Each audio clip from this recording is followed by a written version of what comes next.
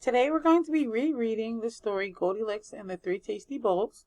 There are multiple reasons as to why we reread stories. It could be to better understand the story another time around.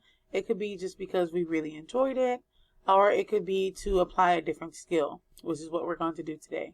So today while we're reading the story, we want to focus on, one, how the characters are interacting with one another, the things that they say and do, and how those actions and their dialogue change throughout the story. And we also want to focus on our figurative language. I know this story has a lot of alliterations and a lot of sensory language, lots of very vivid language that touches your five senses. And I think this is a great book to use for that. And so that's why we're going to look at it again. So Goldilocks and the Three Tasty Bowls. Once upon a time, in the food court of a shopping mall far, far away, a cook named Goldilocks ladled out the world's spiciest soup for heat-seeking diners. Folks who love spicy soup journeyed for miles around to devour the flaming flavors of Mama Goldie's tasty bowls. Goldie carefully guarded the secret of her success. The one clue was the name of her business.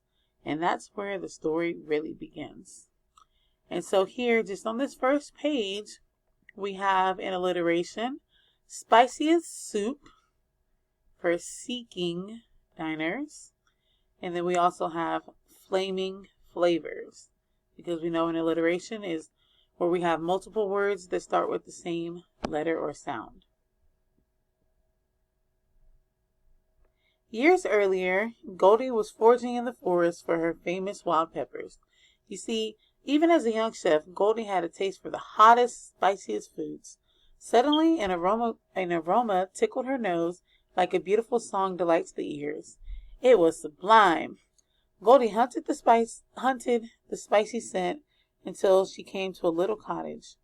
There in a window sat 3 steaming bowls of soup, cooling in the breeze.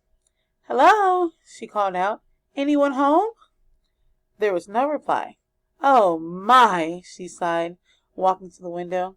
"I'm sure the chef who created this wouldn't mind if a sister chef just took one little—" And Goldie picked up the biggest bowl and raised the luscious liquid to her lips. "This is incredible," she gasped, her taste buds exploding with fiery delight. "I taste tangy tomatoes, smoky chipotle, and fresh cilantro. There's a fiery fiesta in my mouth, and I'm loving it." She sipped from the next bowl, and the soup tasted even better.